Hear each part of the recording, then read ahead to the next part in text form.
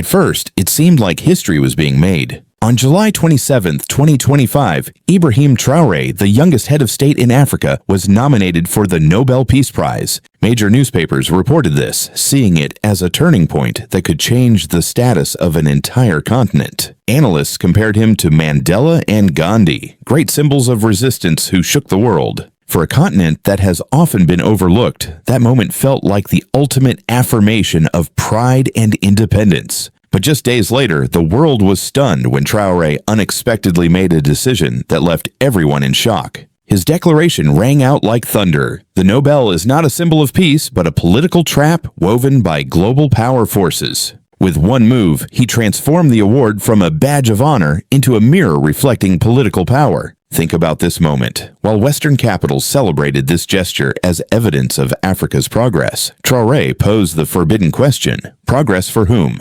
If the recognition of the Nobel comes with dependency, conditional aid, and diplomatic pressure, can it really be considered an award or just a binding string? The financial risks are enormous. Global organizations connected to Nobel laureates have influence worth billions of dollars. However, Traoré's refusal forced the world to reconsider whether peace could ever be created by elites profiting from war. So the real question here is this the boldest act for Africa's independence in decades, or is it a gamble too risky for a young leader to survive? The glittering Nobel has long been seen by the world as the highest honor for peace. But behind the gold medal is what Traoré calls a mask, a polished tool designed to legitimize the interests of power blocs. For decades, this award has not only been used to honor peacekeepers, but also to subtly reinforce the narrative of Western dominance, rewarding those aligned with global powers while ignoring dissenting voices. By rejecting it, Traoré tore off that mask. His decision was not an act of arrogance, but an act of revealing the truth. He forced the world to confront the uncomfortable truth that the Nobel is not necessarily about global peace, but selective recognition. He publicly asked, how can a committee connected to capitalist forces benefiting from war claim to define peace for Africa, Asia, or Latin America? The financial ecosystem linked to the Nobel Foundation allocates billions of dollars for grants, lobbying efforts, and soft power campaigns. For many leaders in the global south, accepting the award means accepting the accompanying strings attached. Traoré's challenge shattered that illusion. So, is this a bold rejection of global prestige, or the first crack in the legal facade that has been controlled for centuries? This announcement shook the world like a thunderclap. Global newspapers featured Ibrahim Traoré on their front pages, viewing him as a rising symbol of African sovereignty or a dangerous factor threatening the rule-based order. Western media described the Nobel Prize as recognition for stability and reconciliation, while African voices had a different perspective. A calculated effort to bind a resistance leader in chains of gold. Inside Ouagadougou, the atmosphere is truly vibrant. On July 28th, in a private council meeting, Traoré's words echoed throughout the room.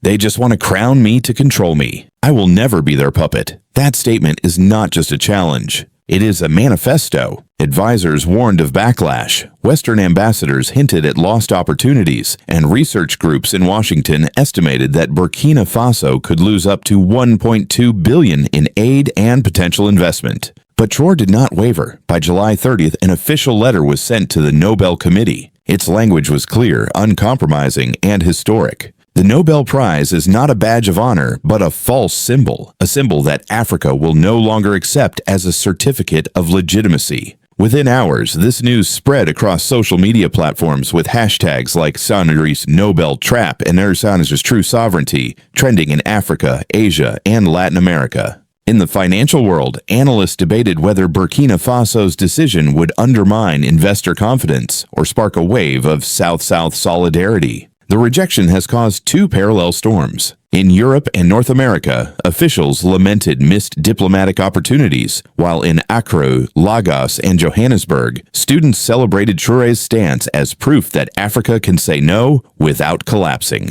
For decades, the Nobel Peace Prize has been used to honor pliable leaders while sidelining radical voices. Now, for the first time, an incumbent president has publicly broken that tradition. And thus, the world is once again faced with a burning question. Is this the reckless pride of a man or the dawn of a new era where countries in the global south will no longer succumb to symbolic rewards controlled by others? The moment I refused the Nobel Peace Prize was not an impulsive gesture of pride. It was the culmination of years of reflection, struggle, and a firm belief that Africa should not. In his eyes, it had become something else, a gilded shackle. Beautiful on the outside, but on the inside, it's a tool of control. By rejecting this, Traoré not only broke expectations in Oslo and Brussels, but also shattered the psychological barrier that has surrounded the leadership of Africa for generations. This refusal carries 3 distinct messages, each message like a layer of the manifesto. The first goal is to target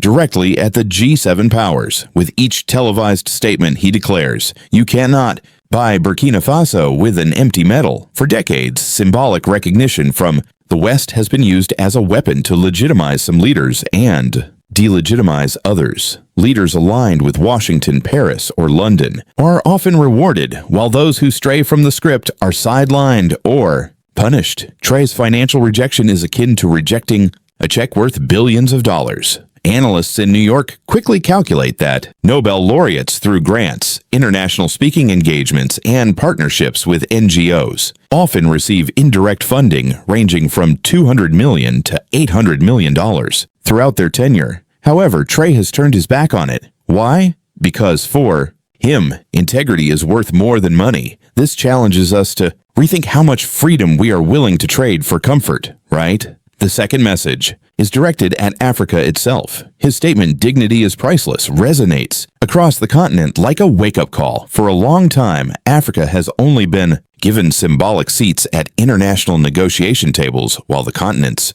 trillions of dollars worth of resources have been drained. The Nobel mask is designed to mute Africa's voice, making resistance seem palatable and manageable. By rejecting it, he has invited every African country to consider if Burkina Faso can resist the temptation of global approval. Can Nigeria, South Africa, or Kenya do the same? Is it time for Africa to write its own story without waiting for validation from Stockholm or Geneva? And more urgently, if dignity cannot be bought, then what is the true price of independence in today's world? The third message has crossed borders.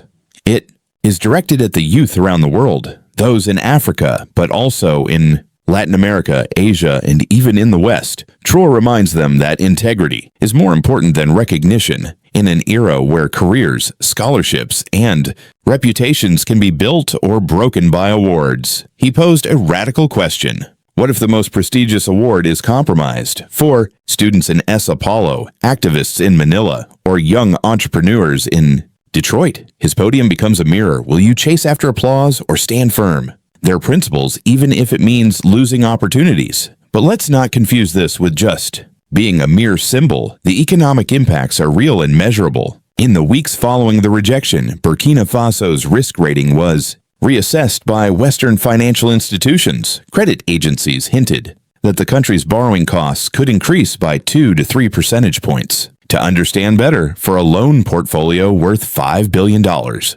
This means paying an additional $100 to $150 million in interest each year. Western media viewed this as a reckless move. However, in Ouagadougou, people continue to debate passionately, is the increased borrowing cost too high a price for sovereignty? Or is it the first installment of a debt that must ultimately be paid with honor? Can a nation truly be free if its honor is mortgaged? Meanwhile, universities and intellectuals in Africa have seized the opportunity. Professors in Dakar and Addis Ababa have held public debates. Students in Lagos have painted murals with the phrase integrity instead of delusion, even on the streets of Kinshasa and Bamako every day. Bread sellers have started talking about Traoré's rejection as a victory, not for a leader, but for an entire continent. This symbol is spreading into cultural life. Poets, musicians, and filmmakers are beginning to reimagine what it means for Africa to stop seeking recognition from abroad. What is art? What is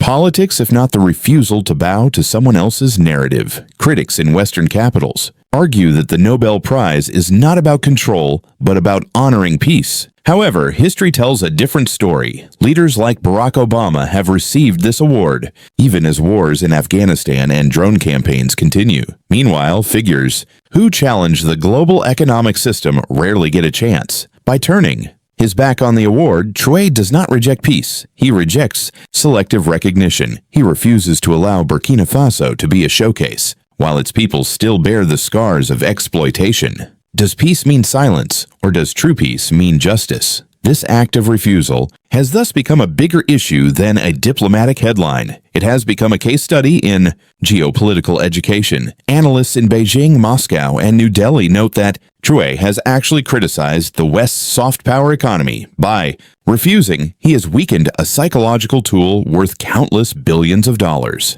If an African leader can forego the Nobel Prize, will other leaders soon follow suit? Are the IMF loans, the conditions of the World Bank, or the trade agreements of the EU not? Is this the beginning of a larger collapse, a domino effect, not of the military but of ideas? For the youth around the world, this story also brings a different lesson. Financially, the Nobel Prize can bring attention, accessibility, and investments worth hundreds of millions of dollars. But what good is wealth if it comes with dependence? By calling the Nobel Prize a trap, Traoré has reshaped the debate. Awards should not define legitimacy. Action is the determining factor. Does this inspire a generation to redefine success in their own way? And so, what looks like a single rejection turns out to be a complex act of resistance. For the G7, this is a warning. Old tactics no longer work. For Africa, this is a call for unity. History must be written by the hands of Africans. For the youth of the world, it is a moral compass. Integrity cannot be traded for praise. In this rejection, a man may have ignited not just a national debate, but a global movement. The Nobel Prize, once a symbol of pride, has now become a test of independence. And the world wonders, is this challenge the beginning of the intellectual liberation of Africa, or the start of a storm that the West has long feared? Ibrahim Traoré's refusal of the Nobel Peace Prize has sent shockwaves around the world. The ripples quickly turned into waves crashing against the fragile wall of international diplomacy. What many thought would be a ceremony honoring Africa turned into a fierce challenge. From Washington to Tokyo, the reactions were immediate, intense, and profound. In the United States, the reactions were as divided as the political climate of the country. Cable news erupted in passionate debates. On CNN, analysts called Traoré's action a reckless symbol, warning that Burkina Faso could lose access to nearly $450 million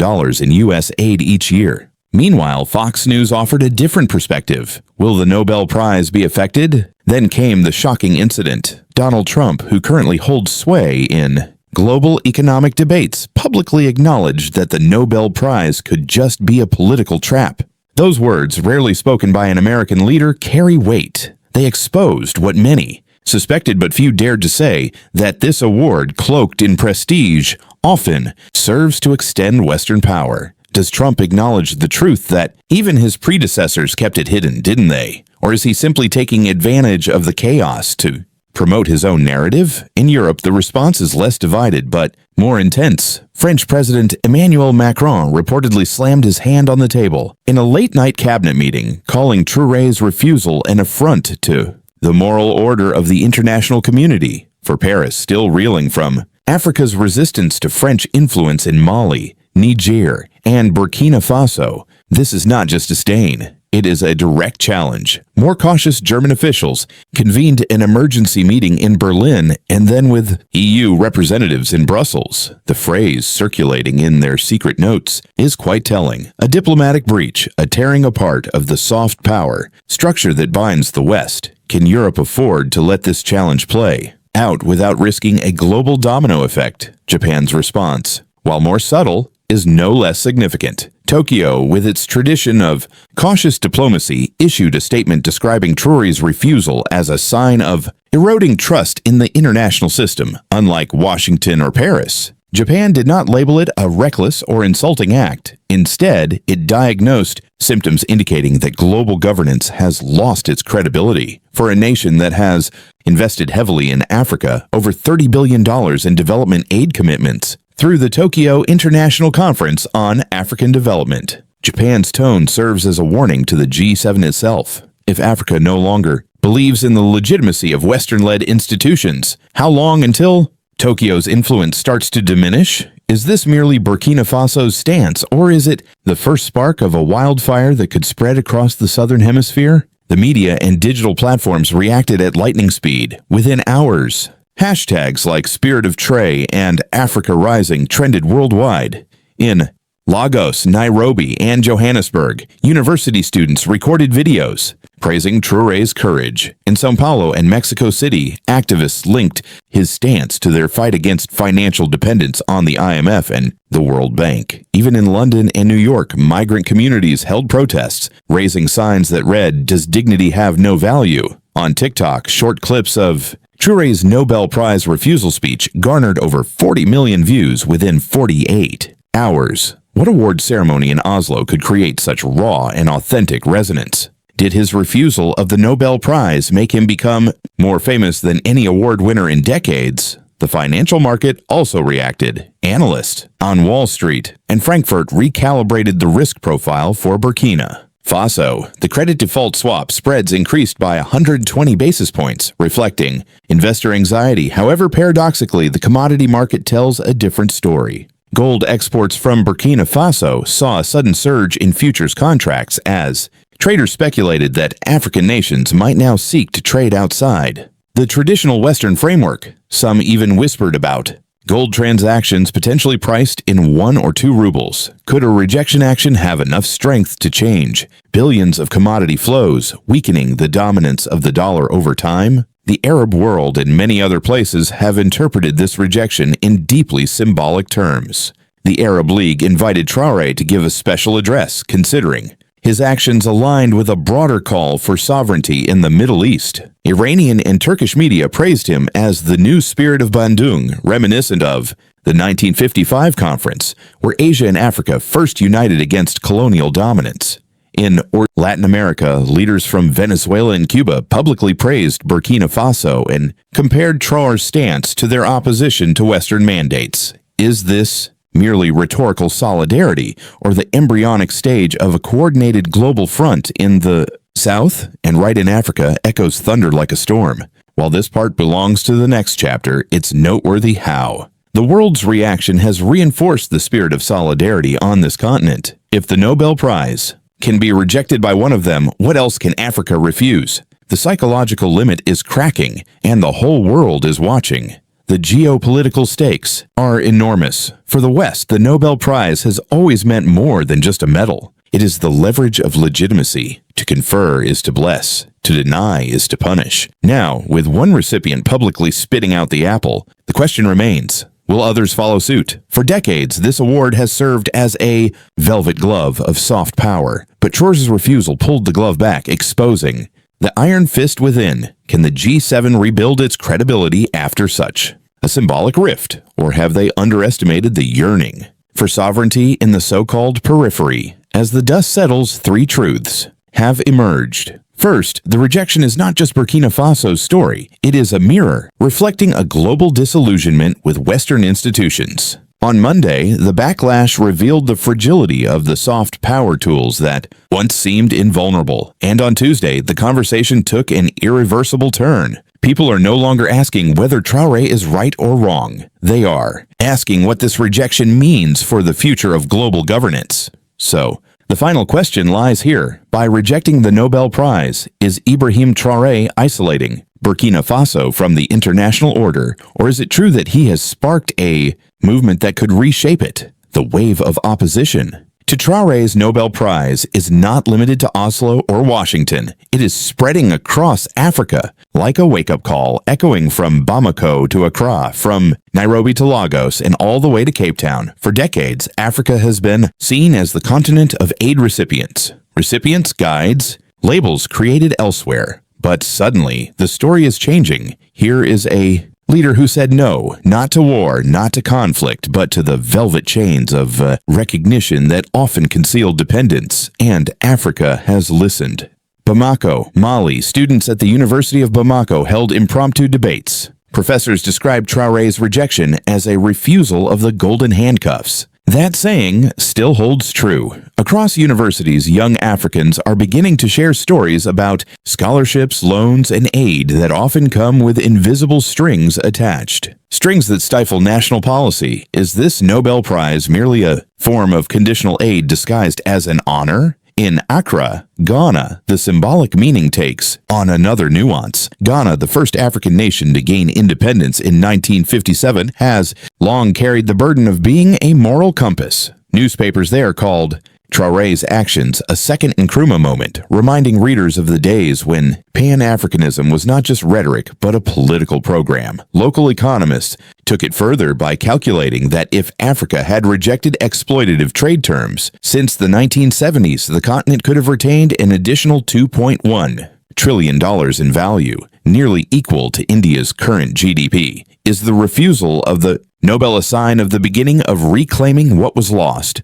Nairobi, Kenya, has become a hub of expressive art. Within days, poets performed at national theaters, rappers released a single titled December's Priceless, and street murals appeared with the words, "We are not for sale. This is not just admiration. It is a reclamation for a generation that grew up witnessing leaders capitulating to pressure from the IMF and the World Bank. Traoré's defiance is truly captivating. Young people often see leaders who value principles more than reputation. In Lagos, Nigeria, the conversation became much more practical. Nigeria, the largest economy in Africa with a GDP of over $470 billion, is always at the crossroads of global financial influence. Economists on Arise TV debated whether rejecting Western symbols could affect access to U.S. financial markets. However, even skeptics acknowledge one notable thing. African stock exchanges have witnessed an increase in discussions about creating new cross-continental indices that do not rely on Western credit rating agencies. Could Traoré's actions accelerate the long-delayed vision of a currency fund for Africa that is not under pressure from the G7? Cape Town, South Africa, added another layer. South Africa, a member of BRICS, has one foot in alternative global institutions. But Traoré's stance has infused moral power into the geopolitical calculation. Local activists have compared this to Nelson Mandela refusing to compromise on dignity during negotiations against apartheid. The African Union even debated whether to issue a joint statement that the Nobel Prize would not be accepted without structural reforms in the awarding process. Could a single person's challenge turn into a policy change for the continent? That moment became vivid on July 30th, 2025, when Burkina Faso hosted a Traoré festival. This was not just a celebration of a leader, but also a celebration of the spiritual independence of an entire continent. Thousands gathered at the Independence Square in Ouagadougou, waving banners that read, "Dignity is our currency." Children recited traditional folk tales about the golden chains that aliens once placed in Africa, while musicians blended ancient rhythms with modern beats, singing about a freedom that no metal could define. Economists estimate the festival generated over $50 million in local revenue from tourism, goods, and sector participation. A small but symbolic sign that dignity itself could be an economic driver. Isn't this evidence that sovereignty, rather than being a burden, could become a source of pride and prosperity? Across the digital space of Africa, the transformation is even more evident. TikTok had over 70 million views for clips tagged "Tree Spirit" within 72 hours. On Twitter, intellectuals debated whether Burkina Faso has just put forth a new doctrine of African diplomacy, rejecting symbolic traps, demanding structural changes, or not. Meanwhile, Facebook groups around the world, from Atlanta to London, have organized webinars on how Africans abroad can support this momentum. Is this the long-awaited connection between Africa and the African diaspora, not out of nostalgia, but out of shared challenges? However, this wave is not only emotional, but also deeply educational. Schools in Burkina Faso have begun discussing this event as part of the civic education curriculum. Teachers explain to children that rejecting the Nobel Prize is not just out of pride, but also to reject exploitative systems while pretending to honor them. Universities across Africa have announced conferences on post-colonial recognition and African self-determination, attracting legal scholars, historians, and economists into the debate. The lesson is clear. Sovereignty is not only protected by military means, it is protected by ideas. Will this intellectual revival be more sustainable than any festival or title? Of course. The risks remain. Western donors quietly warn that aid packages worth billions of dollars each year could be reconsidered. The EU hints at reevaluating cooperation agreements, but in reality, people seem ready. Street vendors in Ouagadougou told reporters, "I would rather lose a dollar that comes with strings than lose a future bought with silence."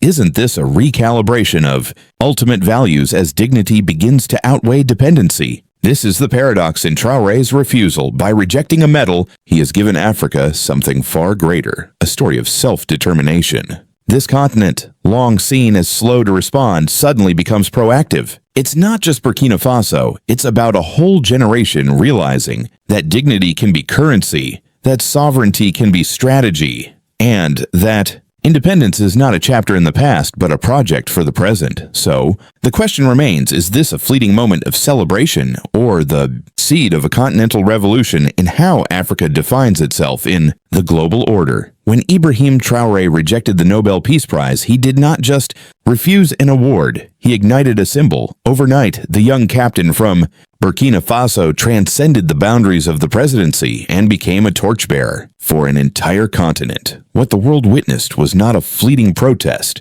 but the formation of a new doctrine. Sovereignty is non-negotiable, and dignity cannot be exchanged for medals, applause, or political favors. Ouagadougou, this symbol has taken root in specific ways. Schools that were closed due to conflict have started to reopen, funded not by conditional grants, but by revenue from state-owned gold mines.